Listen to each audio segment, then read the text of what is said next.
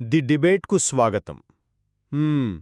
ఒక క్షణం ఊహించుకోండి, మీరు మీ జీవితకాలపు పొదుపుతో ఒక కొత్త ఇంటిని కొనుగోలు చేశారు. పత్రాలపై సంతకం కూడా చేసేశారు. అంటే చాలా సంతోషకరమైన విషయం కదా అది. కరెక్ట్, సంతోషమే. కానీ మున్సిపాలిటీ వాళ్ళు ఆ ప్రాంతపు మ్యాపును మళ్లీ గీసేంతవరకు ఆ ఇంట్లోకి వెళ్లకూడదు అని పత్రాల్లో ఒక చిన్న కండిషన్ పెట్టారనుకోండి. ఆ మ్యాప్ గీయడానికి కనీసం 10 ఏళ్లు పడుతుంది.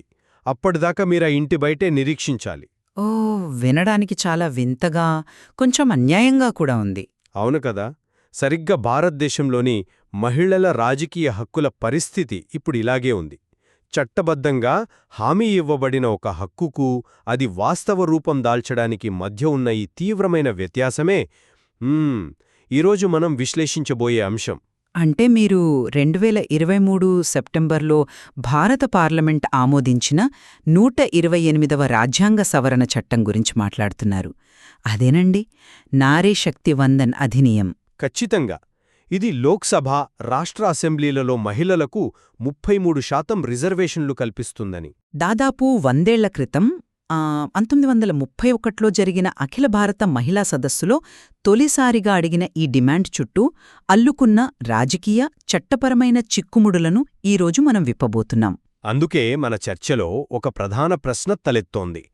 దశాబ్దాల రాజకీయ అడ్డంకులను అధిగమించి సాధించిన ఈ 2023 చట్టం నిజంగా రాజ్యాంగబద్ధమైన అద్భుత విజయమా, లేదా సంక్లిష్టమైన నియోజకవర్గాల పునర్విభజన అంటే డీలిమిటేషన్ షరతులను అడ్డుబెట్టుకుని మహిళల అధికార పంపకాన్ని మరో దశాబ్దం పాటు వాయిదా వేసే మోసపూరిత రాజకీయ వ్యూహమా?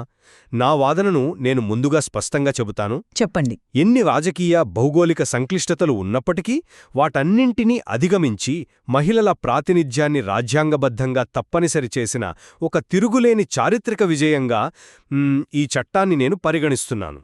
అయితే నేను దీనికి పూర్తి భిన్నమైన వాదనను వినిపిస్తున్నాను. ఈ బిల్లులోని సెక్షన్ 5 ద్వారా అమలును డీలిమిటేషన్ ప్రక్రియకు ముడిపెట్టడమనేది ఒక రకంగా చెప్పాలంటే చారిత్రకంగా వస్తున్న అణిచివేత ధోరణికి సరికొత్త రూపం మాత్రమే. ఇది మహిళల ప్రాథమిక ప్రజాస్వామ్య హక్కులను, ప్రస్తుతం కుర్చీల్లో ఉన్న పురుష రాజకీయ నాయకుల భద్రత కోసం తాకట్టు పెట్టిన ఒక వ్యూహాత్మక చర్య. సరే, మనమొకసారి 2023 సెప్టెంబర్లో జరిగిన ఆ చారిత్రక ఘట్టం స్థాయిని అర్థం చేసుకోవాలి.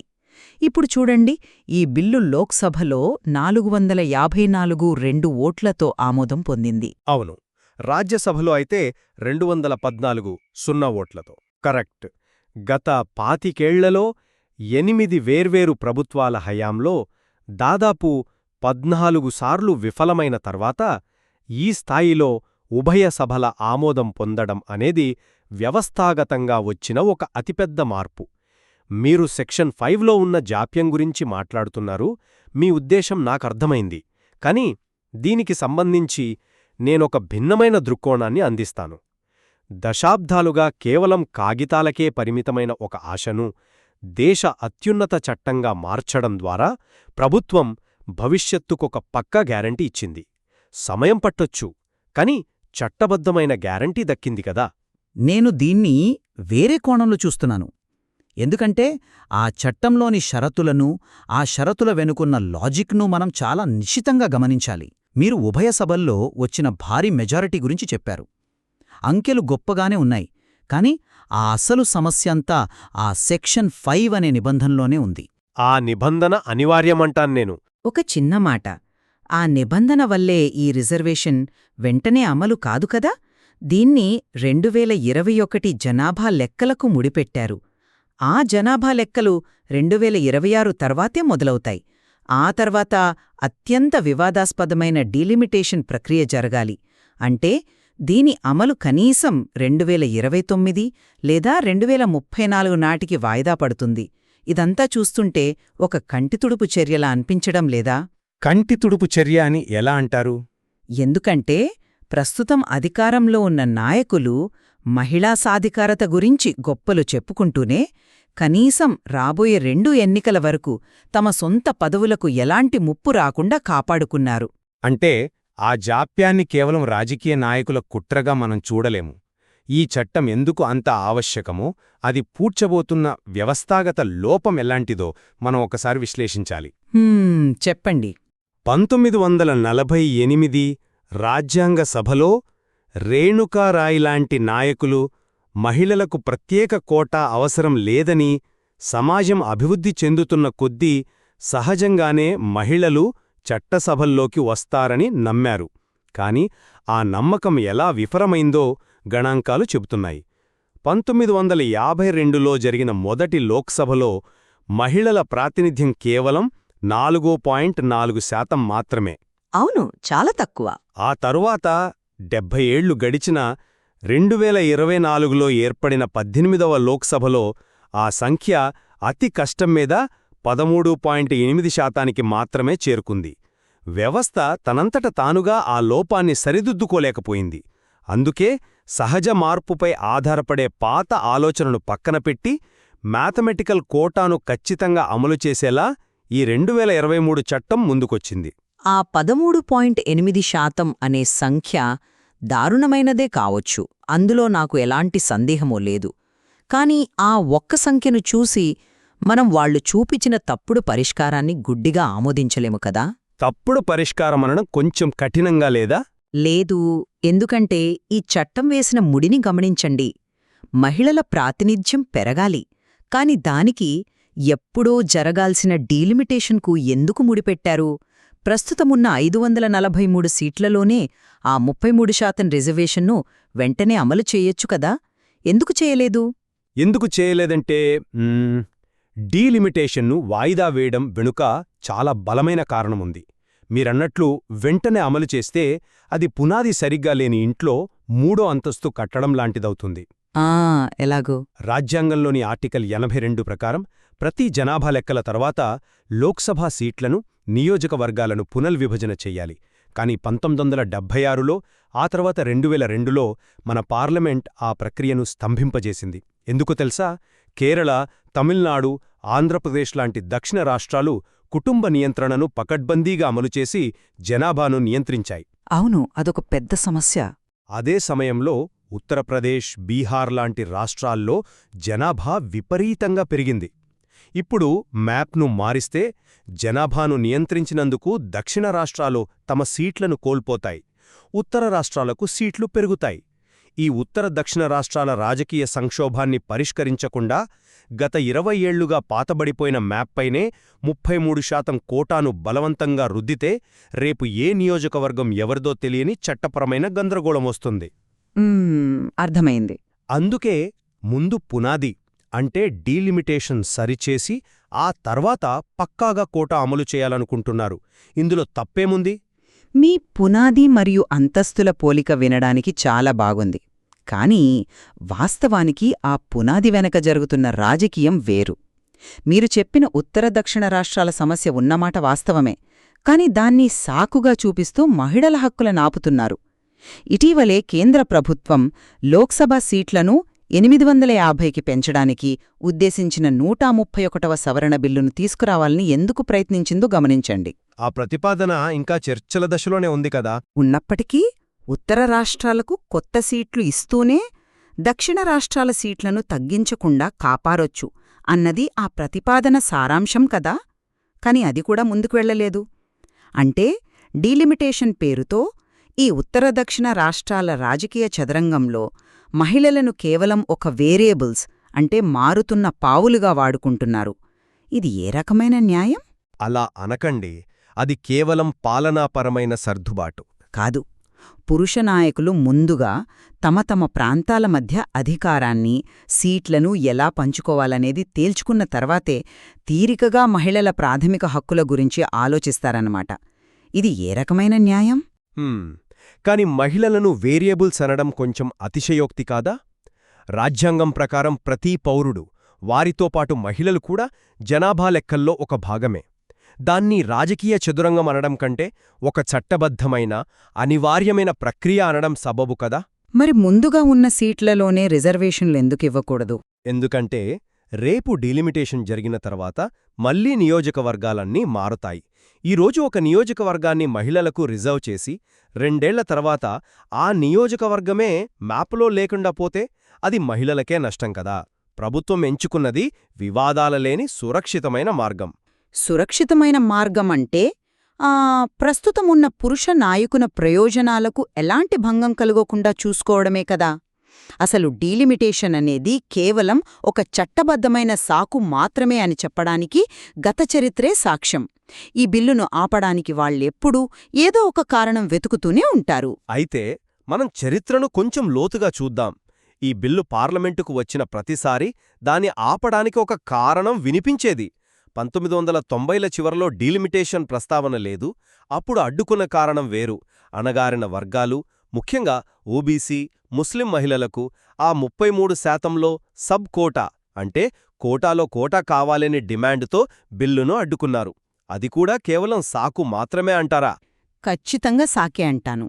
ఆగండి, లేక సామాజిక న్యాయం కోసం చేసిన నిజమైన పోరాటం అంటారా? ఎందుకంటే అప్పట్లో బిల్లును ప్రవేశపెట్టినప్పుడు ఉత్తర భారతదేశంలోని బలమైన ప్రాంతీయ పార్టీల నాయకులు లోక్సభ వెల్లోకి దూసుకొచ్చి స్పీకర్ చేతిలోని బిల్లు కాపీలను లాక్కొని చించివేశారు. అంటే వాళ్ల డిమాండ్ వెనుకున్న సామాజిక భయం నిజమైనదే కదా. ఒకే విధమైన రిజర్వేషన్ ఇస్తే సీట్లన్నీ పట్టణాలకు చెందిన అగ్రవర్ణాల మహిళలకే దక్కుతాయని వారు భయపడ్డారు. బిల్లును భౌతికంగా అడ్డుకున్న ఆ చారిత్రక వాస్తవాలను నేను కాదనడం లేదు. కాని ఆ సబ్కోటా డిమాండ్ వెనుకున్న నిజాయితీని మనం ప్రశ్నించాలి. ఎలా ప్రశ్నిస్తారు? వాళ్ల ఆందోళన సహేతుకమే కదా. 2010లో మార్చి నెలలో రాజ్యసభలో జరిగిన సంఘటనలను గమనిస్తే ఆ డిమాండ్ వెనుకున్న అసలు రంగు బయటపడుతుంది. అప్పటి ప్రభుత్వం అంతర్జాతీయ మహిళా దినోత్సవం సందర్భంగా ఈ బిల్లును రాజ్యసభలో ప్రవేశపెట్టింది. అప్పుడు కూడా ఈ సబ్కోటా అడిగే ఎంపీలు సభను అడ్డుకోడానికి ప్రయత్నించారు. కాని ఆ రోజు మార్షల్ సహాయంతో సభకు అంతరాయం కలిగిస్తున్న ఆ ఎంపీలను బలవంతంగా బయటికి పంపించేశారు. అవును, అది చాలా పెద్ద సంచలనం అప్పట్లో. ఆ తర్వాత ఏం జరిగిందో తెలుసా? ఓటింగ్ జరిగినప్పుడు ఆ బిల్లుకు అనుకూలంగా 186 ఓట్లు రాగా కేవలం 1 ఓటు మాత్రమే వ్యతిరేకంగా పడింది. అంటే దీనర్థమేంటి? అంటే బిల్లుకు మద్దతుందనే కదా? లేదు, బయట సబ్కోటా కోసం గొంతు చించుకున్న నాయకులు తీరా ఓటింగ్ యంత్రం ముందు నిలబడేసరికి చరిత్రలో మహిళల రిజర్వేషన్కు వ్యతిరేకంగా ఓటువేశామని రికార్డులో మిగిలిపోవడానికి భయపడ్డారు. వారి వ్యతిరేకత కేవలం వ్యూహాత్మకమైనది మాత్రమే, సైద్ధాంతికమైనది కాదు. వాళ్ళు ఓటింగ్ యంత్రం ముందు భయపడి ఉండొచ్చు. మీ విశ్లేషణ బాగుంది. ఆ 186-1 అనే గణాంకం నిజంగా ఆశ్చర్యకరమైనదే. అది కేవలం వ్యూహాత్మక వ్యతిరేకత మాత్రమే కాదు. దాని వెనుక ఉన్న అసలు కారణం ఇన్కంబెన్సీ ప్రభావం. ఇన్కంబెన్సీ ఎఫెక్ట్ అంటారు కదా, అదే. అంటే కేవలం వారసత్వ రాజకీయాలు కాదు, కుర్చీలో ఉన్న నాయకుడు ఆ కుర్చీని వదులుకోవడానికి ఇష్టపడకపోవడం. తమ నియోజకవర్గం ఎక్కడ మహిళలకు రిజర్వ్ అయిపోయి తమ చేజారిపోతుందో అన్న తీవ్రమైన అభద్రతా భావం. అది మానవనైజం అనుకోవచ్చు కదా. కాని ఆ భయాన్ని దాచిపెట్టడానికి వారు సామాజిక న్యాయాన్ని, సబ్కోటాను ఒక కవచంలా వాడుకున్నారు. నిజంగా వారికి ఓబీసీ మహిళల ప్రాతినిధ్యంపై అంత చిత్తశుద్ధి ఉంటే తమ సొంత పార్టీ అధ్యక్ష పదవుల్లో వారికి కోటా ఇచ్చారా?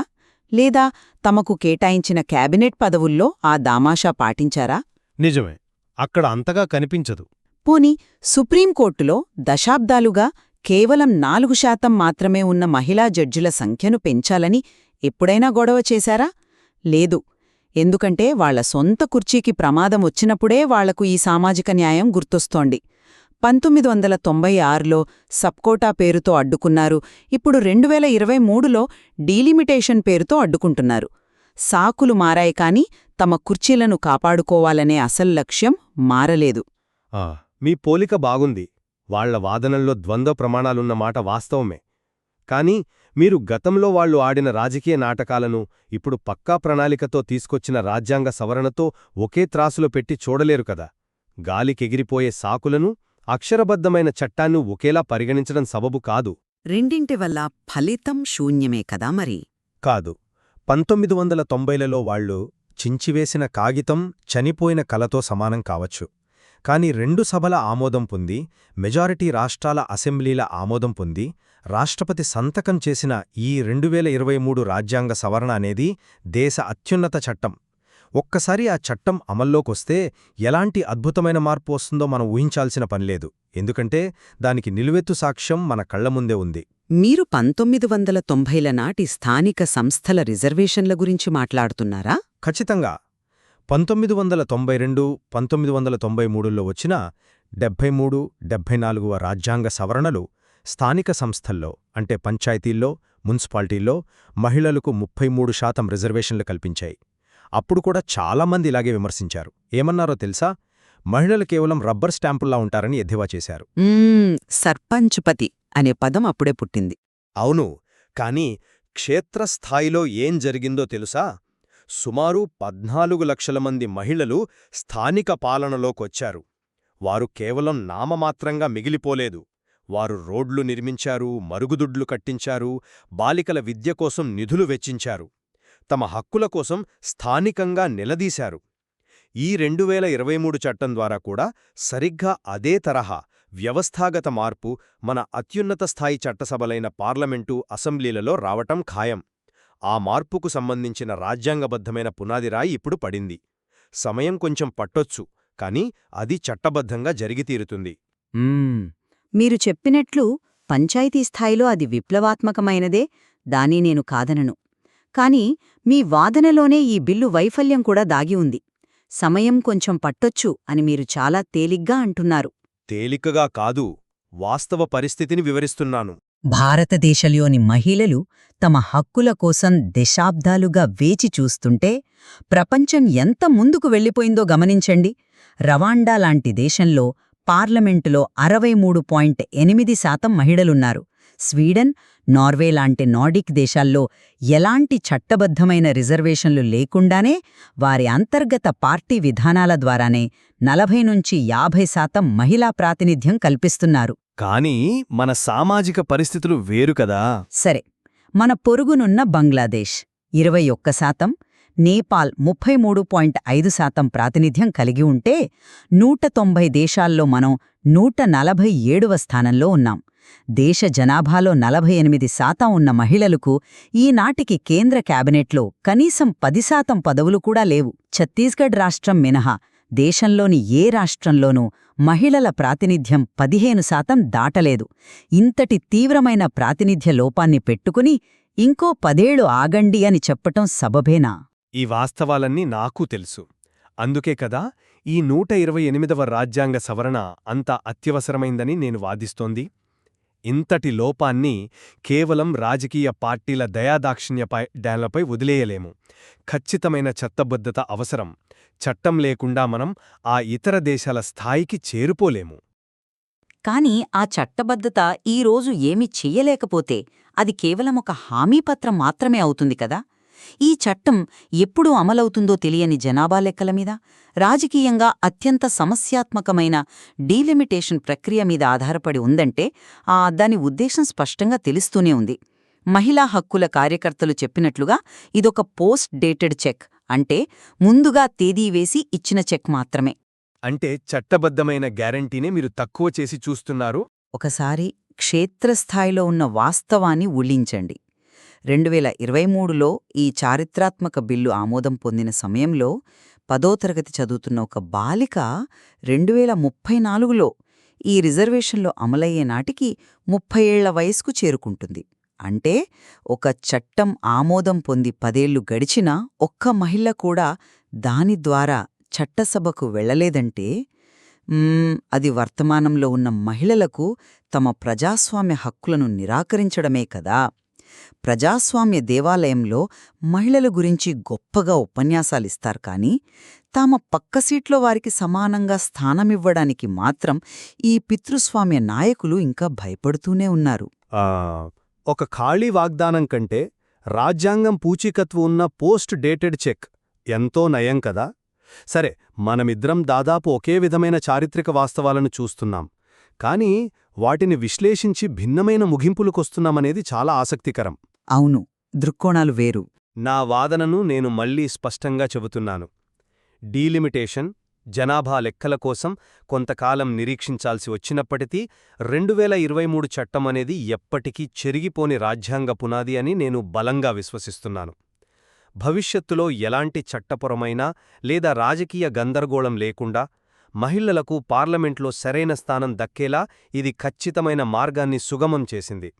ఒక బలమైన వ్యవస్థను నిర్మించడానికి పట్టే సమయాన్ని మనం జాప్యంగా తప్పుబట్టలేము. మీ విశ్వాసాన్ని నేను గౌరవిస్తున్నాను. కాని నేను దీన్ని దశాబ్దాల రాజకీయ ద్రోహంలో అత్యంత ఆధునికమైన సున్నితమైన వాయిదా వ్యూహంగా మాత్రమే చూస్తున్నాను. ప్రజాస్వామ్యంలో మహిళలకు తక్షణమే దక్కాల్సిన సమాన హక్కులను కేవలం ప్రస్తుత నాయకుల రాజకీయ భద్రత కోసం మరో 10 ఏళ్లపాటు వెయిటింగ్ రూంలో కూర్చోబెట్టారు. కాని మన ఇద్దరి మధ్య ఒక విషయంలో ఏకాభిప్రాయం ఉన్నది మాత్రం స్పష్టం. దేని గురించి? భారతదేశ చట్టసభల్లో కేవలం 13.8% మాత్రమే మహిళలు ఉన్నారన్న వాస్తవం మన రాజకీయ వ్యవస్థలోని పితృస్వామ్య లోపాన్ని వేలెత్తి చూపుతోంది. ఖచ్చితంగా. ప్రాతినిధ్య లోపాన్ని, పితృస్వామ్య పార్టీల నిర్మాణాలు మరియు అధికారంలో కొనసాగాలనే నాయకుల అభద్రతాభావం అంటే ఇన్కంబెన్సీ ఎఫెక్ట్ ఎంత తీవ్రంగా ప్రభావితం చేశాయో మనిద్దరం అంగీకరిస్తున్నాం. పురుషులు తమ కుర్చీలను ఎక్కడ కోల్పోతామో అనే భయమే గత 3 దశాబ్దాలుగా జరిగిన ప్రతి వైఫల్యానికి కారణం. అవును, అది నిజం. ఈ 2023 చట్టం ఆ భయాన్ని పూర్తిగా అధిగమించి మహిళలకు సాధికారత ఇచ్చిందా, లేక వారి భయానికి అనుగుణంగా మరో 10 ఏళ్లు సర్దుబాటు చేసుకుంటూ ఒక సురక్షితమైన దారిని ఎంచుకుందా అనేదే మన మధ్య ఉన్న ప్రధాన చర్చ. కరెక్ట్. ఈ చట్టం సాధించిన నిజమైన విజయం 2023 నాటి పార్లమెంటు చప్పట్లలో, ఆమోదించిన మెజారిటీ అంకెల్లో లేదు. సమీప భవిష్యత్తులో జరగబోయే జనాభా లెక్కలు, అత్యంత సున్నితమైన డీలిమిటేషన్ ప్రక్రియలో, రాష్ట్రాల మధ్య సీట్ల పంపకాల్లో ప్రభుత్వం చూపే పారదర్శకతపైనే అది ఆధారపడి ఉంటుంది. సంకీర్ణ రాజకీయాలు, ఉత్తర దక్షిణ రాష్ట్రాల మధ్య ఉన్న జనాభా అసమతుల్యత, ప్రాంతీయ ఆధిపత్యం ఇవన్నీ భారతదేశ రాజకీయాలను ఎలా శాసిస్తాయో అర్థం చేసుకోవడానికి ఈ చట్టం అమలు అనేది ఒక పెద్ద పరీక్షలాంటిదే. ఇదంతా విన్న తర్వాత మనకు ప్రజాస్వామ్యం పనితీరు గురించి ఒక బలమైన ప్రశ్న మిగులుతుంది. ప్రస్తుతం అధికారంలో ఉన్న నాయకులు తమ రాజకీయ భవిష్యత్తుకు, తమ పదవులకు కనీసం రాబోయే 10 ఏళ్ల వరకు ఎలాంటి ఇబ్బంది కలగదని నిర్ధారించుకున్న తర్వాత మాత్రమే ఇతరులకు సమానత్వం ఇవ్వటానికి అంగీకరిస్తే అప్పుడు ఆ వ్యవస్థను నిజమైన ప్రజాస్వామ్యం అనగలమా? లేక అది కేవలం తమకు తాము రక్షణ కల్పించుకునే ఒక రాజకీయ ఏర్పాటు మాత్రమేనా? శ్రోతలను మరింత లోతైన ఆలోచనలో పడేసే ఈ ప్రశ్నతో అసలు సమానత్వం అంటే ఏంటి అన్నది వారి విశ్లేషణకే వదిలేస్తూ మనం ఈనాటి చర్చను ముగిద్దాం. ది డిబేట్లో మాతో పాటు పాల్గొనందుకు ధన్యవాదాలు.